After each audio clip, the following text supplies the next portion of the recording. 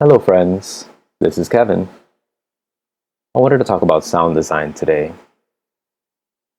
My go-to synth is Ableton's Wavetable, and I wanted to show off kind of my process for how I come up with sounds.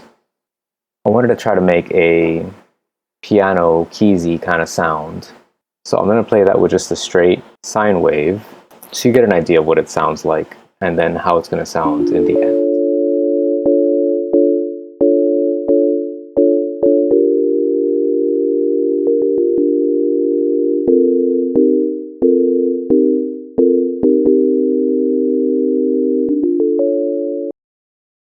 So let's open this up. And for those of you that aren't familiar with Wavetable, it's actually pretty simple, and I think that's why I like it so much. So you have two oscillators, and you can change the wave that it's playing. You have your amp control here, and two envelopes that you can assign to different parameters. It also has two low frequency oscillators in different shapes that you can also apply to different aspects of the sound using the matrix down here.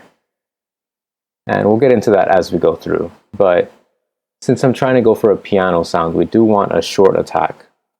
But I don't like leaving things right at the beginning. So I'm just going to hit it with like a 21 millisecond attack. Shorten the decay. And then lower the sustain so that when you play it,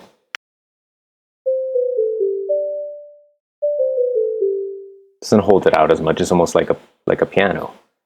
And our first major choice is what kind of oscillator are we going to use? It comes with these basic sounds.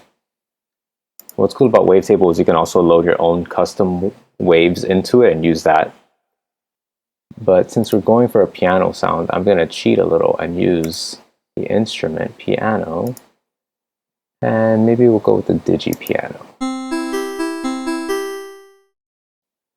The first thing I like to mess with usually is the waveform position. And it changes depending on where you have it set. It's almost like a filtery kind of thing going on. And that's a parameter I like to automate also, because when it's combined with the filter, which is down here, you get some really cool movement. Let's use this envelope to control that. It's a subtle kind of movement. And at least the way I like to think about things is if you just add a little bit of subtle movement in different places, by the end of it, it's kind of this more complex sound. So now that we have kind of our base oscillator for this, we can go ahead and add the second. You can always mute the oscillator, so if I want to turn off the first one to get a better understanding of the second one, we can do that. And that's already got kind of that same brightness. So let's go in a different direction. These retro ones are pretty cool. Some of them I think are based off actual old school synthesizers. And that's got a kind of sine wave feel to it, but if you move it around, it almost sounds like a mouth sound, like a vowel sound, which is cool for like sustained notes. So I'm going to leave that in the center for now. And we can mirror what we're doing with this one as far as the oscillator position, but maybe we'll do a low frequency oscillator to control that. And I cheat because I like to use this setting here, which sets it to the time values of the BPM. And let's make this long.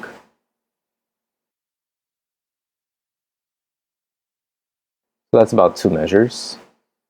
Something I like to do is I like to turn off the retrigger because that lets the oscillator actually play out without changing every time the note hits. So when you have chords playing, it'll be in a different position with each chord instead of starting over with each one. So let's give that a try.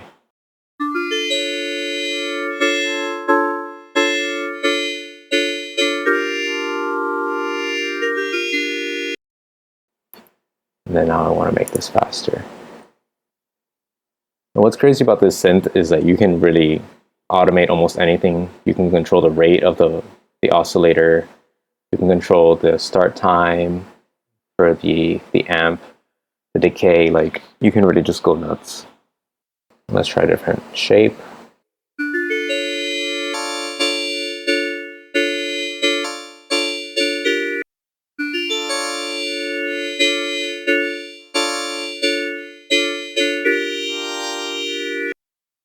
And we can offset the attack a little bit. I think right here.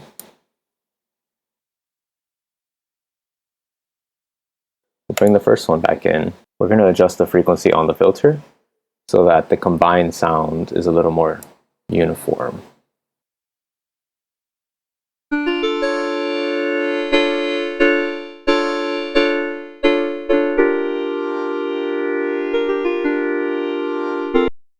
I like the MS2, and I always give it a little drive. And what's cool is maybe we can set that drive to interact with the velocity of the notes.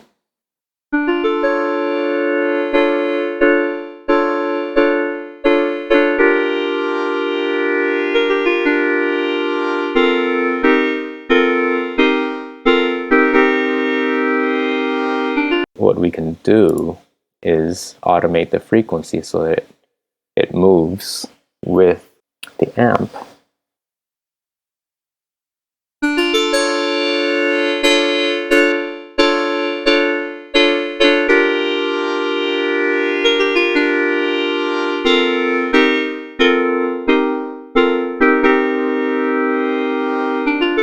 I'm going to detune the second oscillator to try to thicken it up a little.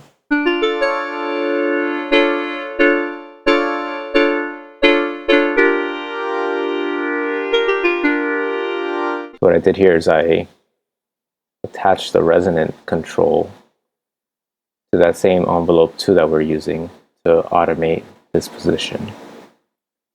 And that's just to give it a little movement there too, a little breath. And then one of my favorite things is that you can actually randomize certain elements. You can just say, hey, I want a certain amount of randomness for a parameter. And you can just add a little bit of that.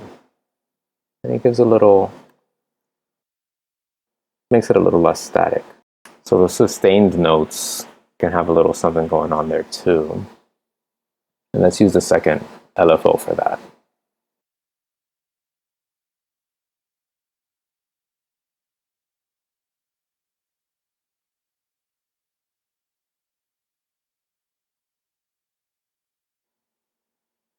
So the shape parameter, at least on this square LFO, is kind of like a pulse width. We can mess with that and see how it goes. I want this to hit so strongly.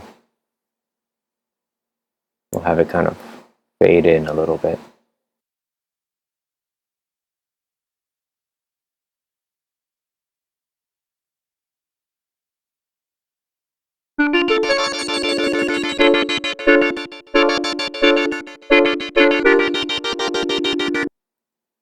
I'm going to turn the amount down so it's not so dramatic.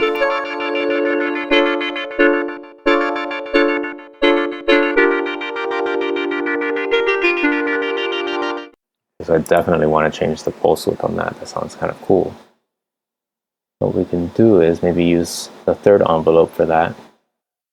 A lot of this is just kind of playing it back and assessing as you go, maybe even taking a break and coming back with fresh ears.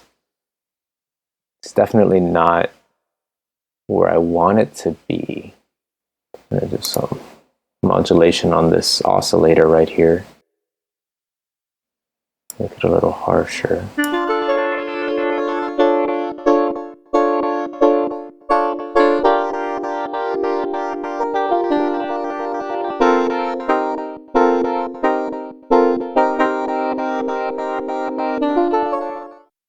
So I changed the slope on the filter, and I think that helps a lot.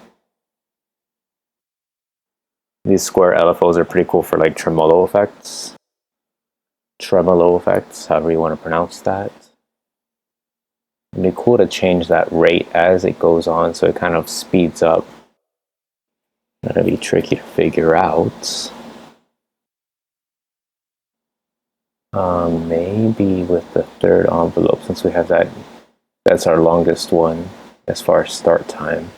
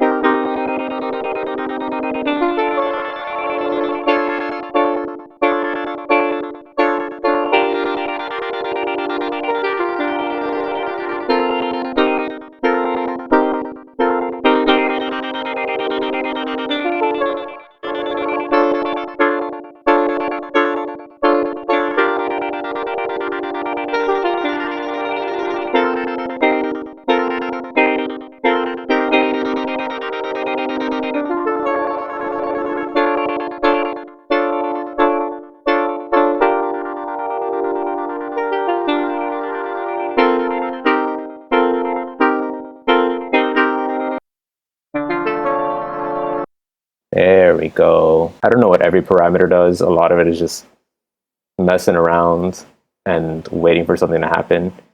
Obviously, the more you know, the more strategic you can be about what you do.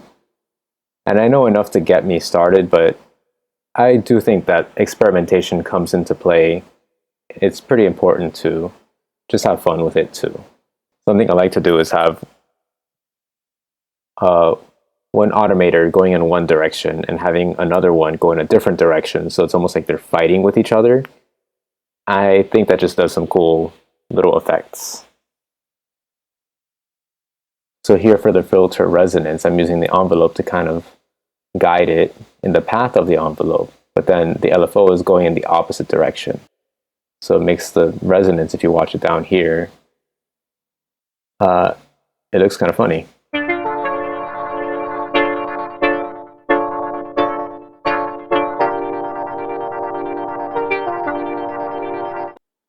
I feel like it still sounds a little kind of muddy. I might kick up the frequency a little bit, but then I might also introduce a second filter for the low end.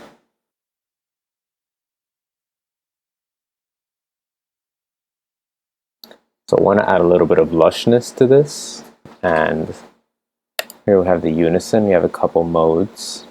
I like classic and shimmer the most, and I think you have to be a little careful with it because it does muddy it up a little bit, but sometimes it just gives it that extra character that I think makes it feel real full and nice.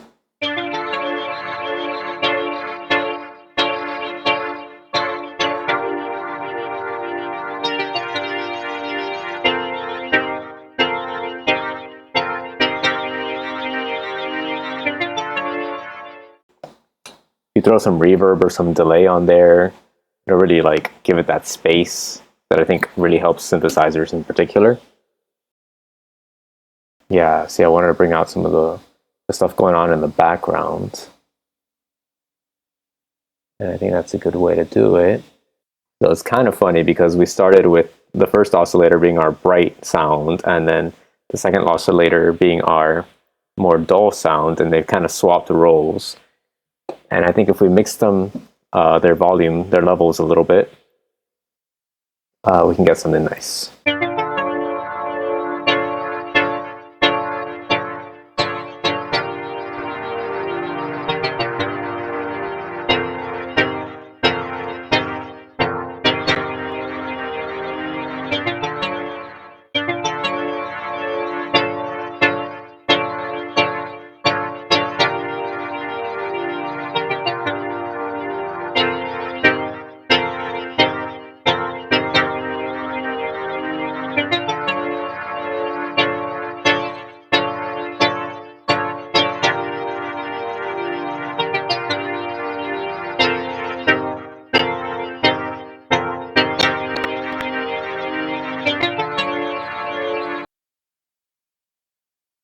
So what I would probably do next is actually slap drum bus on here and then a little bit of reverb. But I think that's good for today. So we started with a basic sine wave and basically just moved a bunch of dials and numbers around until we got something that sounded kind of weird, kind of cool. Maybe not exactly what we were going for initially with the piano sound, but ultimately I think something pretty usable, and if you throw some effects on there, you could do some risers or even just sustained pads. Throw some distortion on there, it'd probably be a pretty decent lead as well. So, you know, something to think about. Thanks for watching. Thanks for taking the time to watch me fuss around with this. There's a reason that I think this is my favorite Ableton synthesizer. I just think it's very simple. Everything's laid out right in front of you, and you can just kind of keep going, and the visuals are kind of cool too. So thanks again for watching. I hope you got something out of this, and if you like what I'm doing, be sure to subscribe, like and comment, and stay tuned for the next one. Thanks so much. Have a good one.